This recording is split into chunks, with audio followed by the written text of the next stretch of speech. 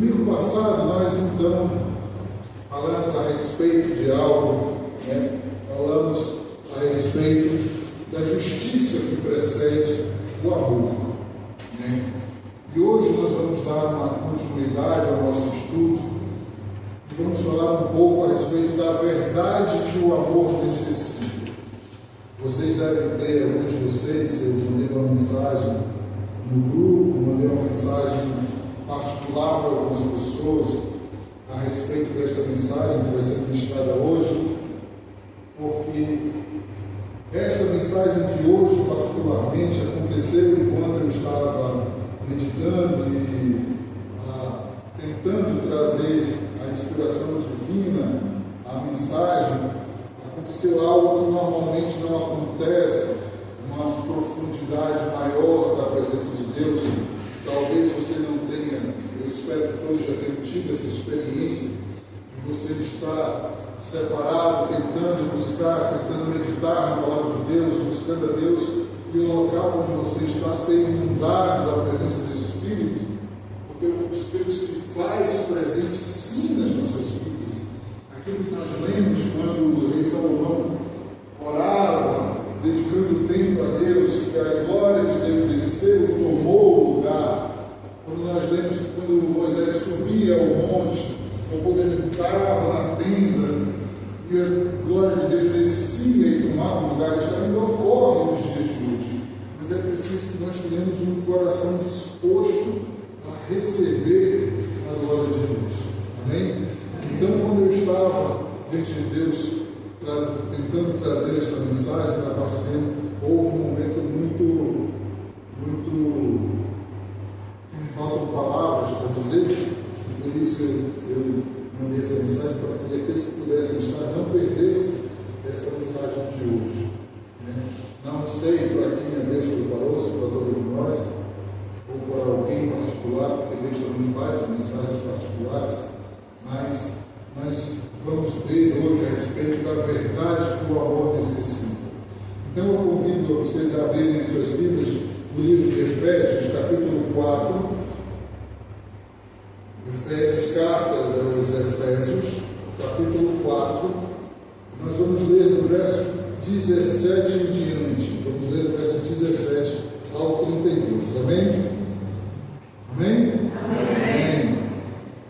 Diz assim: isto, portanto, digo, e no Senhor testifico, que não mais andeis como também andam os gentios, ou em algumas traduções, os descrentes, na vaidade dos seus próprios pensamentos, obscurecidos de entendimento, alheios à vida de Deus por causa da ignorância em que vivem, pela pureza do seu coração, os quais, tendo se tornado insensíveis, se entregaram à dissolução para, com avidez, cometerem toda a sorte de impureza. Mas não foi assim que aprendestes a Cristo, se é que, de fato, tendes ouvido e nele fostes instruídos, segundo é a verdade em Jesus, no sentido de que, quanto ao trato passado, vos despojeis do velho homem, que se corrompe segundo as concupiscências do engano, e vos renoveis no espírito do vosso entendimento, e vos revistais de novo homem, criado segundo Deus, em justiça e retidão, procedentes da verdade. Por isso, deixando a mentira, fale cada um a verdade com o seu próximo, porque somos membros uns dos outros. Irai-vos, não pequeis, não se ponha o sol sobre a vossa ira, nem deis lugar ao diabo. Aquele que furtava, não furte mais, antes trabalhe, fazendo com as próprias mãos o que é bom, para que tenha com o que acudir ao necessitado. Não saia da vossa boca nenhuma palavra torpe, e sim unicamente a que for boa para a edificação, conforme a necessidade, e assim transmita graça aos que ouvem. E não entristeçais o Espírito de Deus, no qual foste selado para o dia da redenção. Longe de vós toda amargura, e cólera, e assim toda malícia. Antes, sede uns para com os outros benignos, compassivos, perdoando-vos uns aos outros, como também Cristo vos perdoou. Pai, muito obrigado, Senhor, pela tua palavra. Te damos graças, Senhor, pela tua palavra. E te pedimos, meu Deus, que a tua palavra encontre nos nossos corações morada. Em nome de Jesus. Olha, Senhor, fala para a boca do teu Senhor. Em nome de Jesus. Amém. Amém. Vivemos tempos difíceis. São tempos difíceis, não são? Os jornais, sejam eles escritos, televisionados, seja no rádio, o que a gente ouve todos os dias são coisas ruins, como se apenas as coisas ruins dessem notícia, fossem notícia, como se coisas boas não acontecessem, como se o homem tivesse deixado de ter virtudes e tivesse se afundado nos seus próprios vícios. E essa maldade que prolifera, ela tem como uma das consequências a destruição da verdade. Nós já falamos um pouco outras vezes de que desde que houve um movimento humanista, onde saiu o que nós chamamos de teocentrismo, onde a igreja perdeu a sua importância no final da Idade Média, no início da Renascença, e então veio um movimento humanista com o homem no centro das coisas. Ali houve um movimento para tirar Deus do cinto da vida do homem.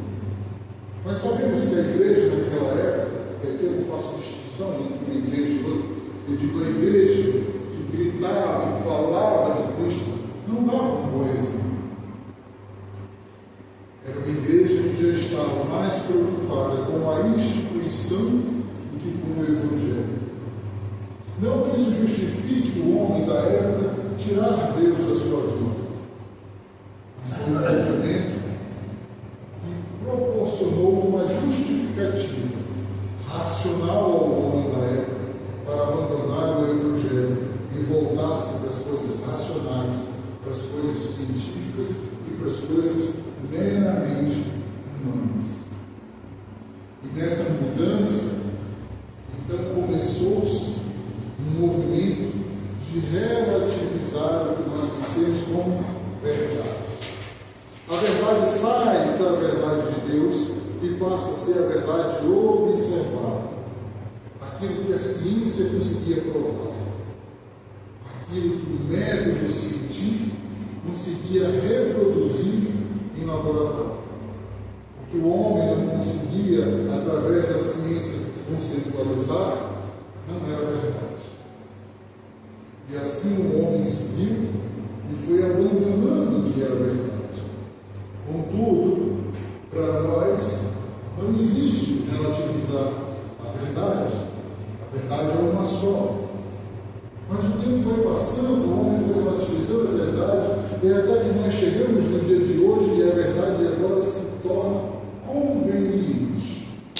Agora é uma verdade subjetiva.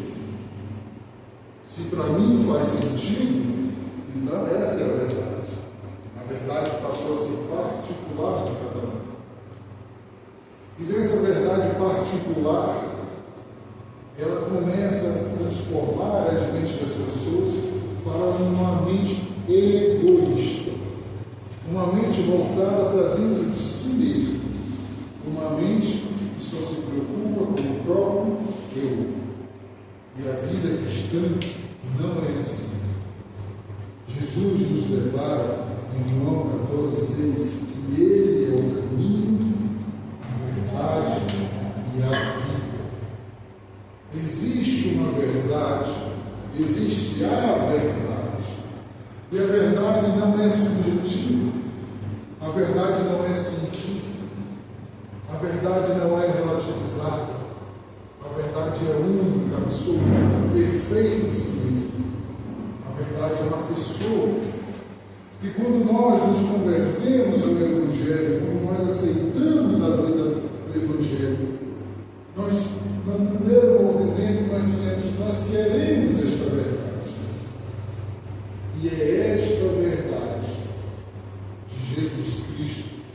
que habitar em cada um de nós.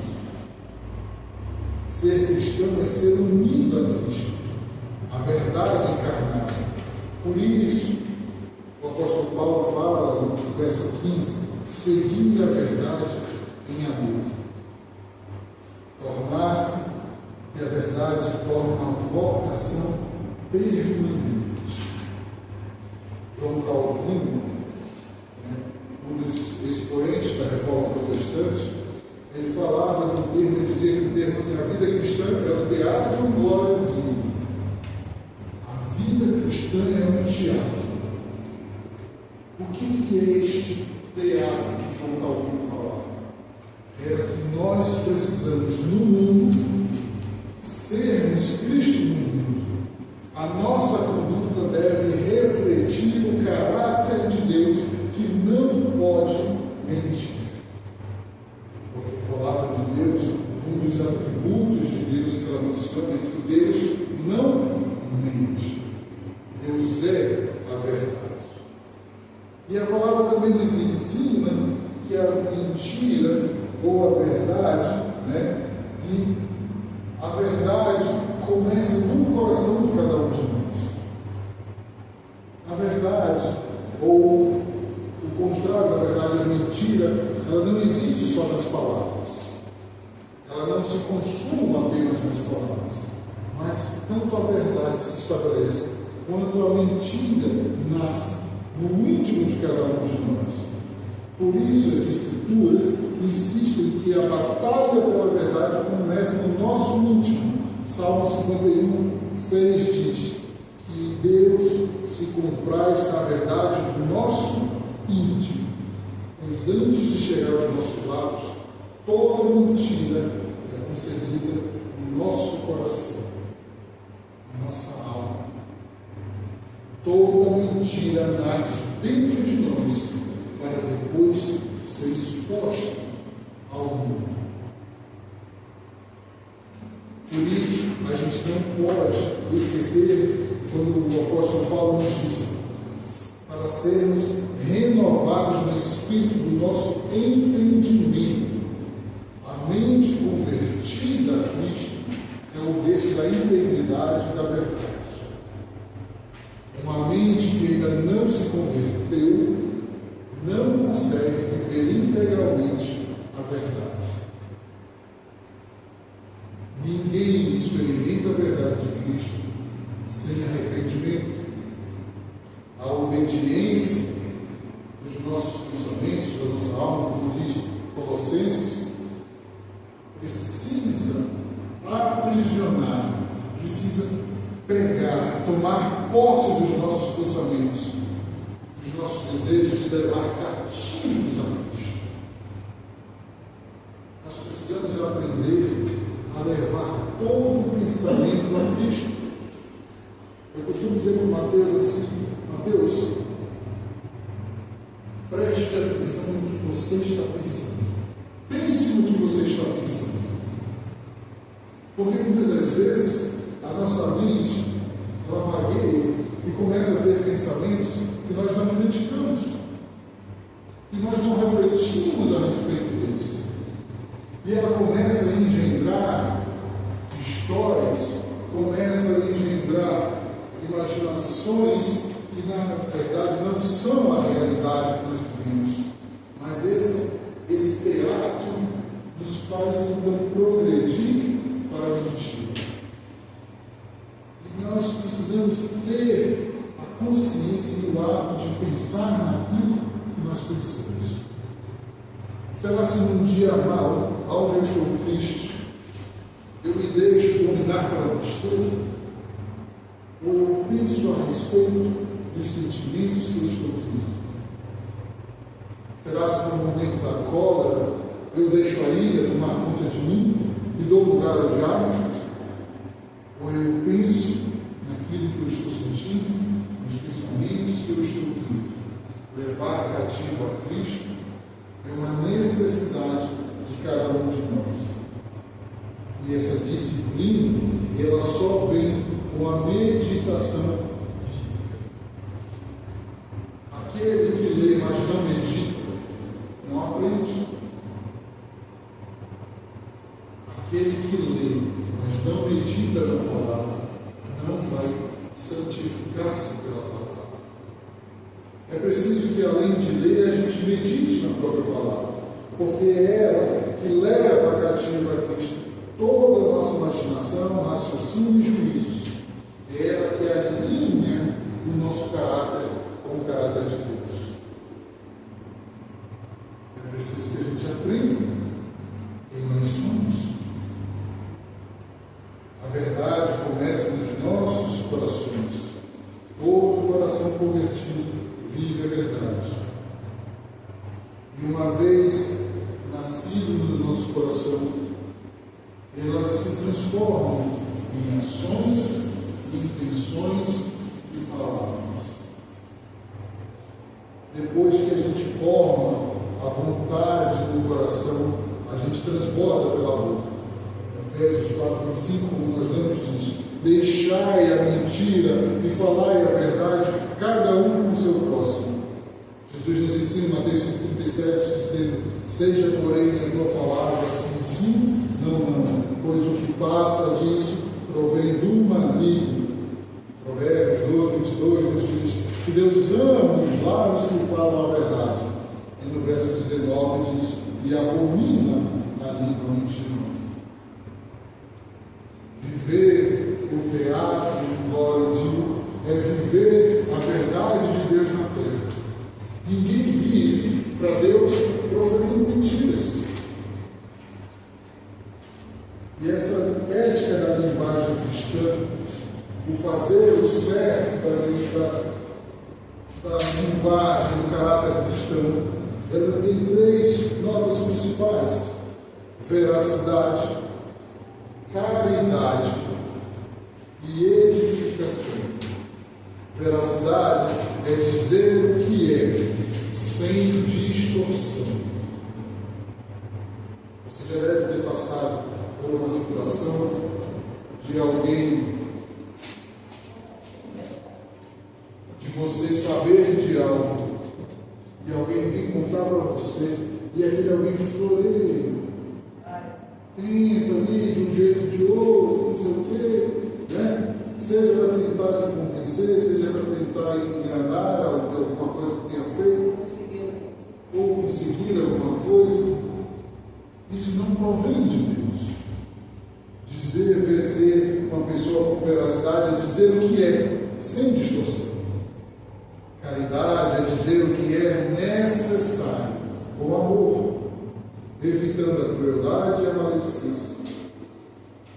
Quando nós amamos, nós dizemos a verdade. Quando nós amamos, nós dizemos a verdade. O último nota, que é a edificação, quando o apóstolo Paulo fala no verso 29, que nenhuma palavra torpe saia da tua boca. Que o teu falar seja para edificar, para instruir, para abençoar. Torpe significa corrupção, significa maledicência, imoralidade. Será que o meu linguajar está dentro da ética cristã, sendo verdadeiro, sendo caridoso, sendo edificador? Sabe aquela pessoa que você erra por algum motivo e a pessoa chega e diz assim: eu te avisei. Isso edifica? Isso não edifica. Edificar não é jogar os erros alheios diante do outro. A caridade do amor, ela instrui, ela perdoa, ela fala o que é necessário em amor. Toda reconciliação e conflitos por causa de palavras malditas, fora de contexto, fingidas, mas que não traz edificação. Toda reconciliação começa com uma conversa honesta, sem meias verdades boatos ou insinuações. Sabe, você tem uma conversa com alguém, você tem uma conversa com alguém,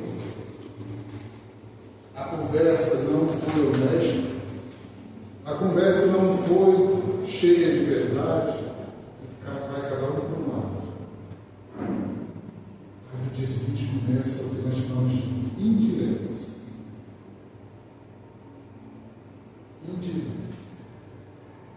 E porque eu já estou ferido, porque a verdade não foi estabelecida, ainda que o outro não mande uma indireta, tudo que o outro diz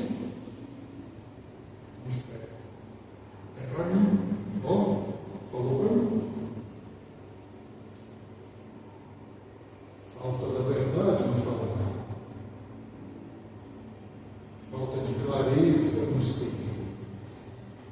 Falta de Cristo na alma de cada um. Hoje eu lembrava o pregador que a verdade sem amor é dura e o amor sem verdade é frouxo. Por isso Cristo nos chama a falar a verdade amorosa. E a verdade não para apenas nas palavras. Ela também precisa ser vivida e encarnada nas nossas ações. As Escrituras não separam o que dizemos do que fazemos. Em 1 João 3,18, o apóstolo João nos diz: filhinhos, não amemos de palavra, nem de língua, mas de fato e de verdade.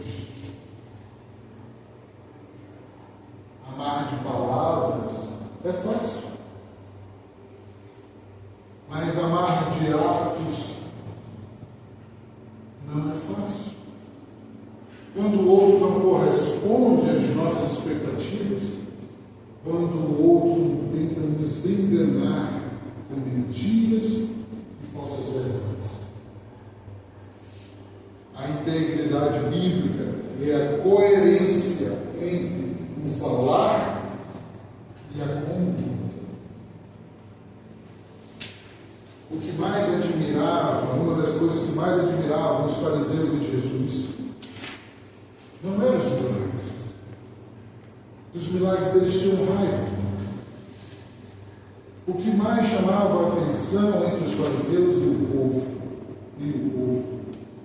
era que Jesus vivia o que falava. Enquanto os fariseus diziam que eram amorosos, não chegavam perto daqueles que eles achavam que não eram santos. Jesus ia a todos e a todos fazia o bem, porque ele vivia o que ele pregava. A mentira pode aparecer em falsas palavras, mas também é vivida em vidas falseadas. Promessas não cumpridas, compromissos negligenciados, a aparência religiosa que escondem dureza. E não é fácil a gente aprender a sermos verdadeiros em todos os aspectos da nossa vida. Um dia eu estava ocupado fazendo algo, e aí a Isabela, minha sobrinha, chegou e disse assim, ela tinha ido antes com a tia dela, disse assim: tia, vamos fazer um arraial gospel. E ela sabe que eu não gosto dessas coisas. E aí a tia dela disse assim: vai lá com teu tio. E aí eu ocupado, a Isabela disse: tio, eu posso fazer, vamos fazer um arraial gospel? Eu disse: bora. Eu não pensei no que eu disse, eu não prestei atenção no que eu ouvi, me comprometi com algo que não devia. Mas não fizemos o arraial gospel. O cristão é chamado a proceder com retidão e falar a verdade no coração. E ser verdadeiro inclui honestidade no trabalho, fidelidade aos acordos, transparência no que faz e justiça nas relações. Quem tem mais de um filho já deve ter ouvido a famosa reclamação: mas o Senhor faz para um, para ele não faz para mim. Como se nós, os pais, amássemos filhos de maneira diferente. Talvez haja pais que amem os filhos de maneira diferente. Não sei. Mas termos a justiça demonstrada e vivida nas relações é algo fundamental para cada um de nós. Justiça, verdade, são fundamentos do trono de Deus. É a santidade cristã em sua plenitude, sem fissuras. Ninguém é cristão se não viver a verdade.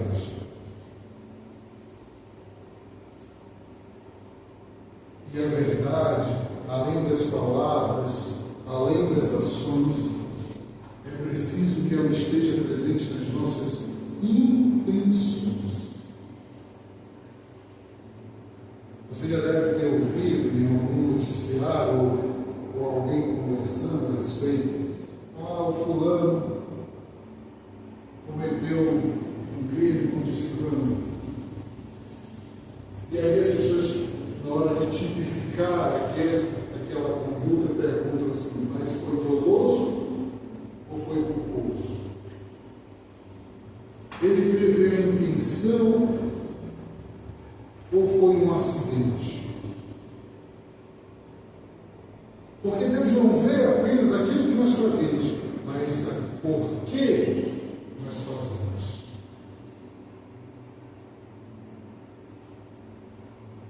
Fazer com a intenção errada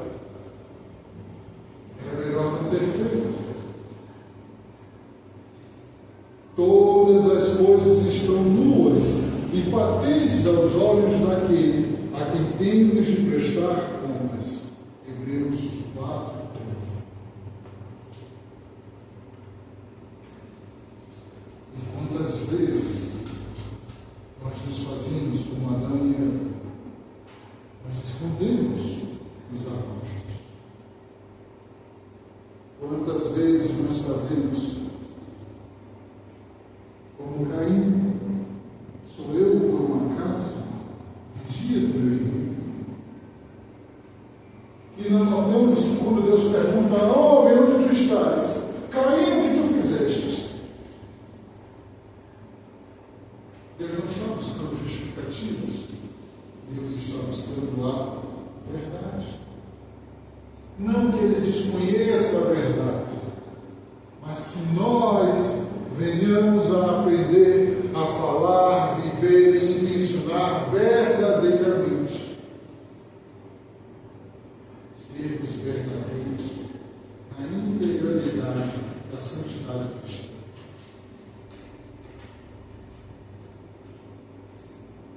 Deus não busca homens perfeitos. Deus busca homens e mulheres verdadeiros. Porque importa que o adorem em espírito e em verdade.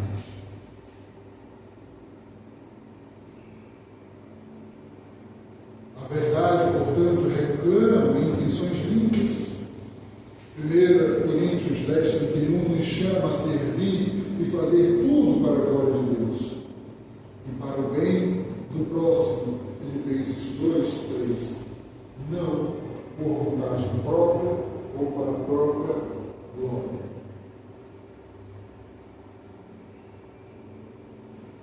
Salmo 19,14 diz: Senhor, que as palavras dos meus lábios e a meditação do meu coração sejam agradáveis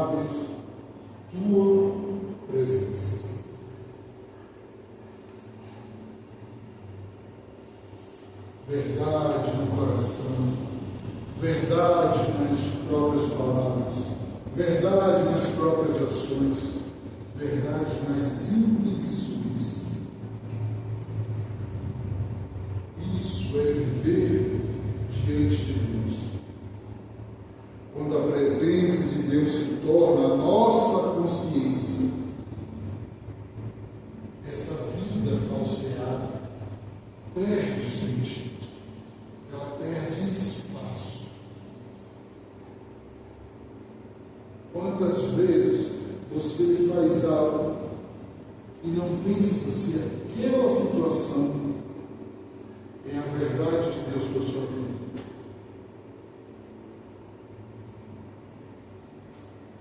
Justiça nos relacionamentos, verdade nos relacionamentos, é a prova verdadeira do amor no relacionamento.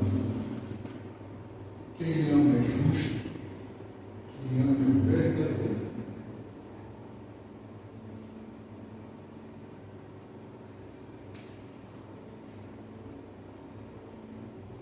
Mas a falta dessa verdade, ela também traz consequências. A Bíblia, ela nos ensina e nos mostra qual é as consequências dessa falta de verdade. Em primeiro lugar, a mentira contraria o caráter de Deus. Hebreus 6,18 diz que é impossível a Deus mentir. E que quando nós mentimos, então João diz de quem nós nos tornamos filhos? O diabo. O pai da mentira é o diabo. E quem é o pai da verdade? É Deus. Segundo, a mentira entristece o Espírito Santo. João 16,3 diz: e o Espírito da verdade nos ensinará todas as coisas. Vidas duplicadas obscurecem a sensibilidade espiritual, tornando a consciência do cristão embotoada, voltada para si mesmo, fechada para si mesmo, impossível de entender as coisas de Deus. Em terceiro, a mentira corrompe a comunhão. Você já deve ter ouvido, vou dar um exemplo mais comum, de um casal e aí um dos cônjuges trai. Suponhamos que o traído perdoe. Houve uma quebra. Todas as vezes que o traidor sair,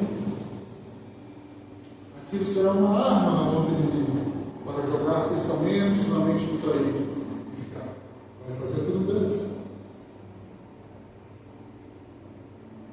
Todas as vezes que nós fazemos um contrato, que nós firmamos uma palavra com alguém e não a cumprimos, o outro vai dizer: não faço mais nada com ele, porque ele não cumpre o que ele diz.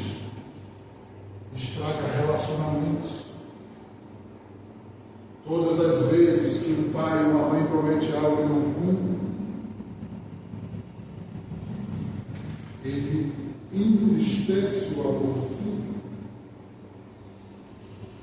É melhor que você seja verdadeiro e dizer não posso do que prometer e não cumprir. É melhor você dizer não quero do que você fazer as escondidas. É melhor você dizer eu não consigo do que você tentar manipular. A mentira mata os relacionamentos. Em quarto, a mentira desacredita o próprio testemunho do cristão. O nono mandamento gente, não dirás falso testemunho.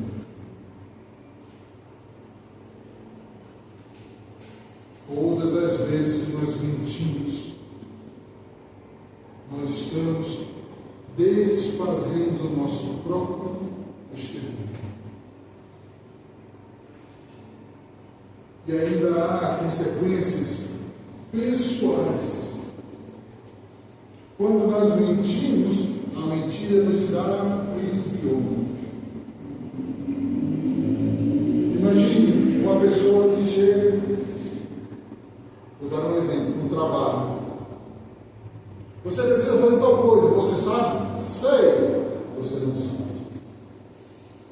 Então faz isso aqui para mim para amanhã.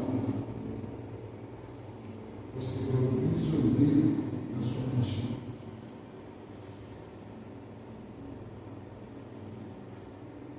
E a mentira, ela gera um medo de ser descoberto, como nos diz Provérbios 28:1.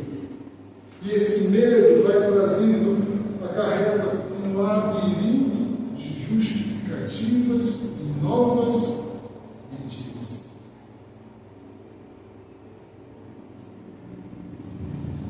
Eu menti aqui. Os portugueses têm um provérbio, eles têm um ditado que eles dizem assim: mentir é como comer cereja. Você começa e não para mais.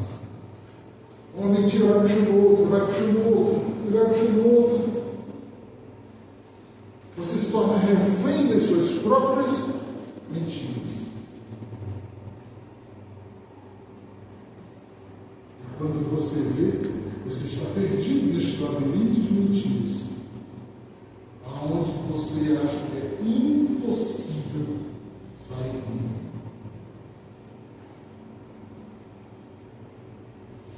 Mas existe um caminho. Existe um caminho para que a gente deixe a mentira de lado, para que a gente deixe uma vida falsa de lado. Primeiro é o arrependimento claro e específico. A Bíblia nos chama a nomear os nossos pecados, sem eufemismos. Nomear os nossos pecados. Mentir, peço perdão pela minha mentira. Deus não quer justificativas.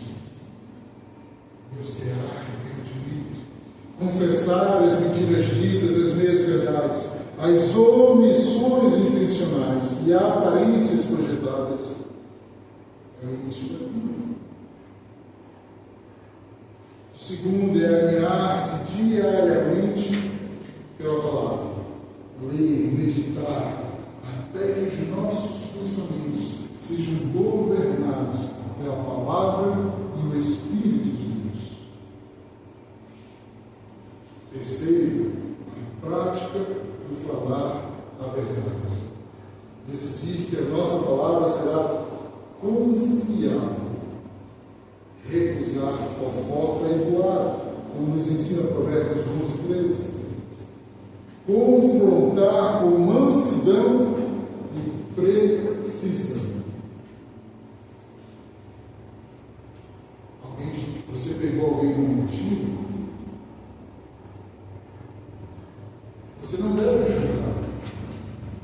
A palavra de Deus diz, como Jesus nos ensina, aquele que não tem pecado, atire a primeira pedra. Quando a gente está magoado, a gente decide perdoar. Porque como nós lemos lá no verso 32,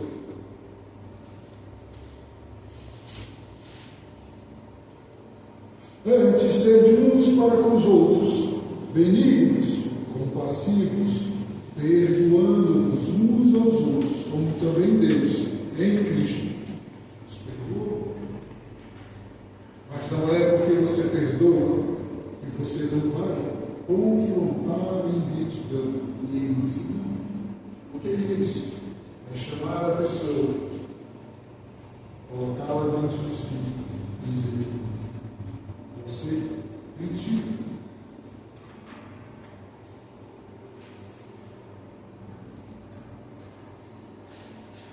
Viver a verdade não é fácil. Mas a palavra também nos ensina: se o teu irmão pecar contra ti, vai até ele, conversa com ele. E se ele te ouvir, glória a Deus, ganhaste o teu irmão.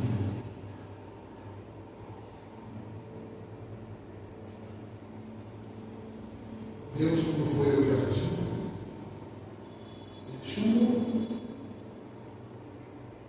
Ele perguntou: o que foi que tu fizeste? Tu comeste do fruto que eu disse que não era para comer?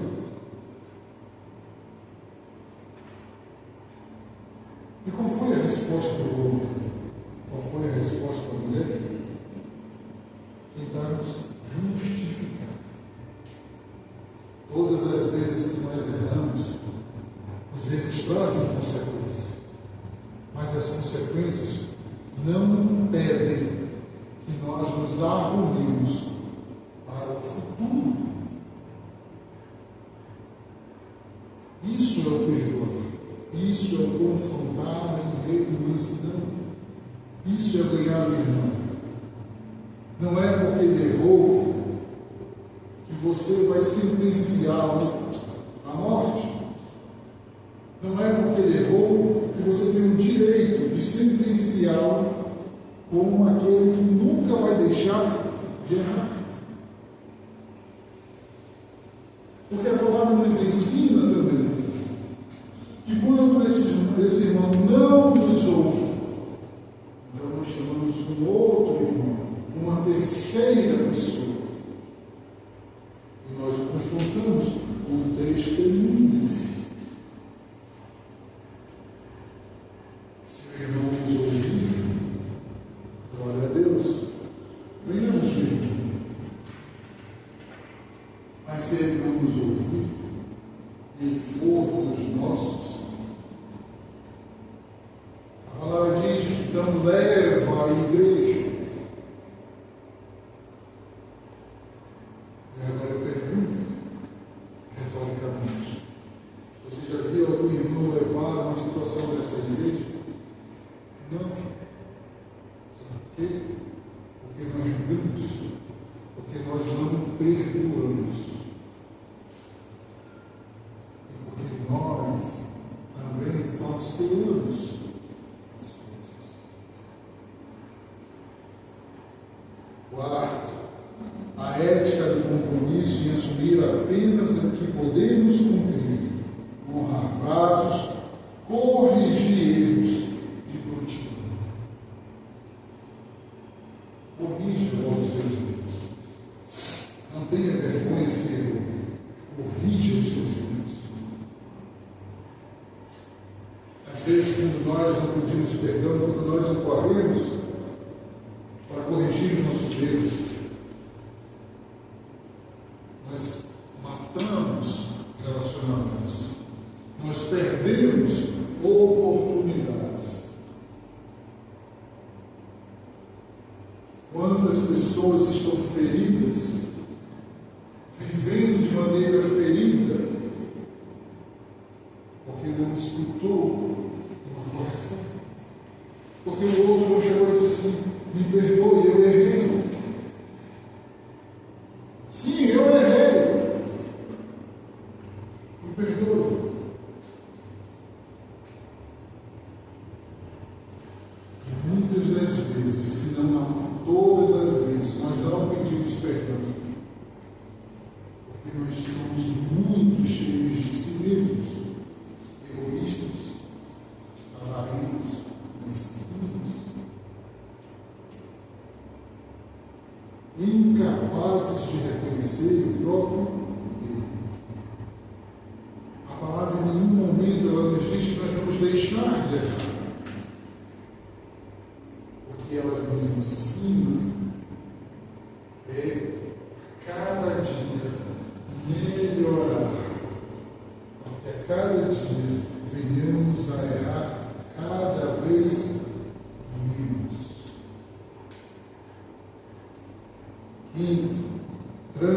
transparência nas intenções, examinar as motivações com oração e, quando convém, compartilhá-las com irmãos maduros.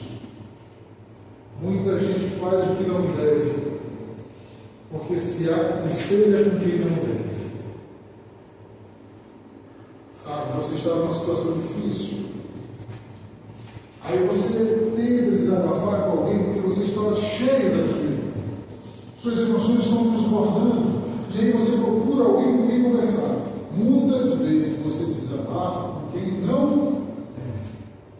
E aí quando você desabafa, o outro lhe dá um conselho errado. Sabedoria Deus dá a todos aqueles que devem. Mas são poucos os que devem. Porque para pedir, precisa pedir da maneira correta.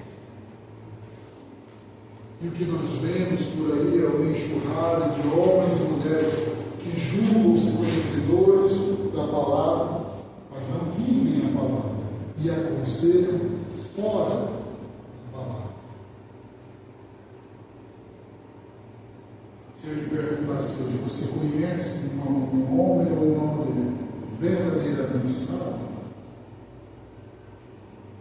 Com quem você teria a confiança de sentar ao lado, contar os seus erros ou os seus planos, as suas intenções, na certeza de que receberia um conselho, uma palavra edificante, crítica com amor, necessária para o momento.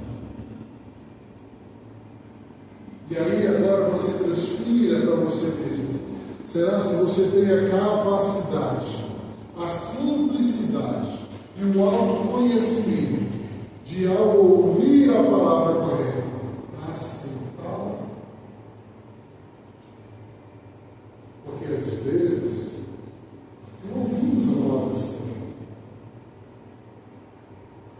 E talvez ela não seja aquilo que nós gostaríamos de ouvir. Porque muitas das vezes os erros que nós identificamos, nós temos parte nele. Eu conheço a história de um homem, de um amigo, que não se via há muito tempo. E aí um dia ele estava caminhando na rua, e era uma pessoa por quem ele tinha muito apreço. E ele vê o homem caminhando do outro lado da rua, ele olha para o homem, e no momento que ele olha o outro homem, olha para ele, os dois se ficam no olhar e viram e continuam. Um tempo depois eles se reencontram em uma outra situação, próximos, e um fala para o outro: eu te vi na rua, também vi, lá na rua tal, estava caminhando do outro lado da rua, era esse mesmo. Por que tu não falou comigo? Não falei contigo porque tu não falou comigo.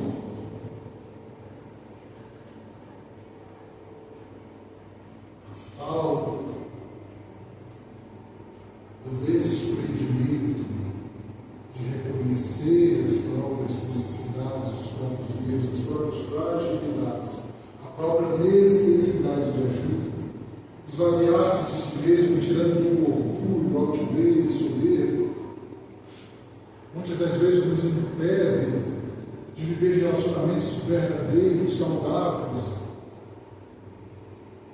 porque nós também temos parte. As Escrituras nos mandam seguir a verdade em amor. Amor não é omitir nem mentir o que é verdadeiro, mas ordenar um momento e um modo. Provérbios 15:23 nos diz: a palavra dita ao seu tempo, quão boa é. Às vezes o outro está num dia difícil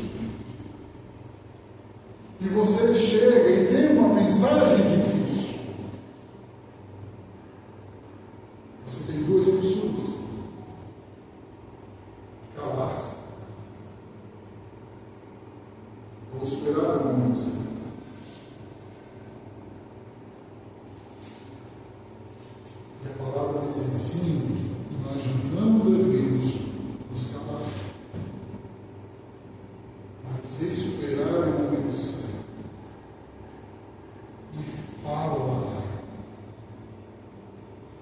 falar com mansidão, falar com amor. Porque a palavra branda desvia o furor. Somente tem pessoas que inflamam mais a vida do outro. Chumbo trocado no ar. Eu já ouvi mulheres aconselhando outras mulheres. Se o teu marido te traz, vai lá e mete chifre nele também. O que isso traz de edificação? O que isso traz de verdade? O que isso traz de cristão na vida da pessoa?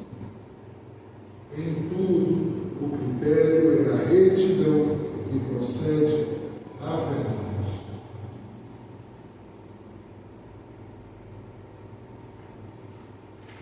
A palavra de Deus nos ensina que o diabo veio para matar, roubar, destruir.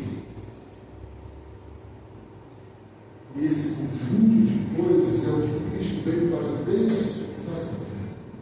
E a palavra também nos ensina que o objetivo da mentira são 12. O primeiro, deturpar a verdade de Deus e seduzir ao pecado. É o que nós vimos lá no Éden. Não foi bem isso que Deus te disse. Tu não vais morrer. Ele está te enganando. Porque ele sabe que na hora de comer ele vai se tornar um dele. Deturpar a verdade de Deus para seduzir ao pecado. Ah, Deus é amor, faz o que tu queres. Deus é amor, tudo perdoa. Não tem problema em fazer errado. Segundo, encobrir o próprio pecado e fugir da responsabilidade. Adão, tu comeste, a mulher tu me deste. Encobrir o próprio pecado e fugir da responsabilidade. Terceiro, ganhar vantagem, riqueza ou poder de modo injusto. Mentir para obter vantagens. Quarto, prejudicar o próximo com falso testemunho. Ainda essa semana nós vimos um caso emblemático no Brasil, o do 113 Sul brasileiro. 15 anos preso. Ele era inocente. ver. 15 anos preso. Por um falso testemunho. Eu entendi que ele tinha sido condenado a 15 anos. Eu não entendi que ele tinha sido preso 15 anos. 15 anos preso. Semear contenda, dividir pessoas e destruir comunhão. Isso acontece muito. Mentir para semear a discórdia. Mentir para dividir as pessoas. Mentir para destruir a comunhão. Sexto, mentir para lisonjear e manipular. Eu gosto tanto de gente, pai, boa mente. Daniel é gente boa. Gente boa. Daniel fez aquilo para mim. Inflar o ego do outro. Para que o outro faça aquilo que a gente quer. Sétimo, sustentar a idolatria e o falso ensino religioso. Quantos pastores e mestres e religiosos não mentem para sustentar a própria mentira? Simular piedade para obter prestígio e hipocrisia. Como os fariseus faziam. Davam as suas esmolas aonde todos vinham para obter prestígio. Oravam em voz alta: Senhor, tu vês que eu jejuo, que eu cumpro a tua palavra, que eu dou esmolas. 9. Armar ciladas injustas e ideias. 10. Desencorajar a verdade e entristecer o Espírito. 11.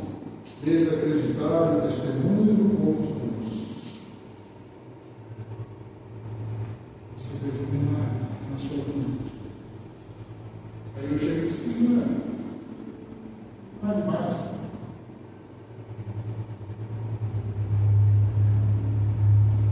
Quantas pessoas não contam os próprios milagres ou não reconhecem o agir de Deus na própria vida, porque as pessoas já desacreditaram o testemunho cristão.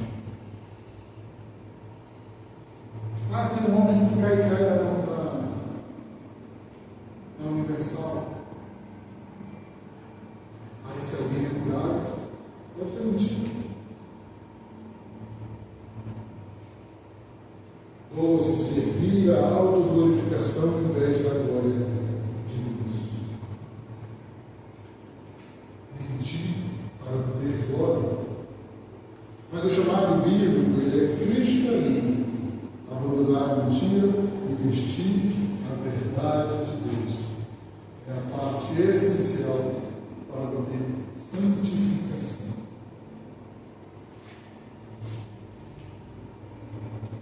Vamos ficando de pé.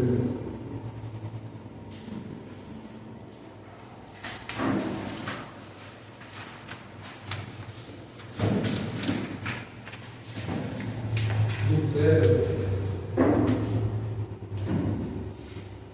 aquele mesmo que brigou contra as injustiças,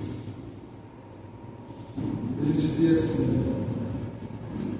o diabo não precisa tirar ninguém de dentro das igrejas, se dentro das igrejas já existem mentirosos.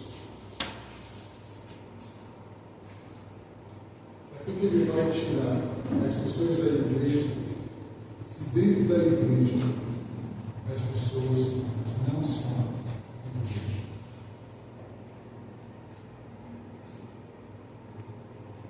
Viver a verdade só tem um. Não existe meias verdades. Não existe meio termo no reino de Deus. Não existe justificativa para o reino de Deus. O reino de Deus só tem um caminho. Ele é estreito. Ele é difícil. A porta não é larga. O caminho não é fácil. Não há atalhos. Não tem outra forma de chegar no reino de Deus sem verdade, sem justiça, sem verdade, sem santificação. Aquele que mente engana aos outros e a si mesmo,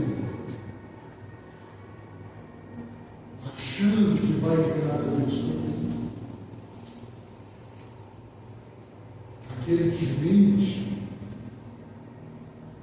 está confortável num caminho que aos seus olhos parece um bom caminho, mas que no final vai levar à perdição.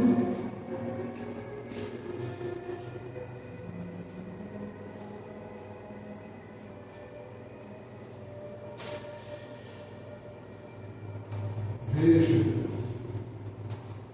examine-se se dentro de você não há narrativas para justificar os seus pecados, se não há promessas não cumpridas que precisam de reparação, se há palavras que precisam ser recordadas.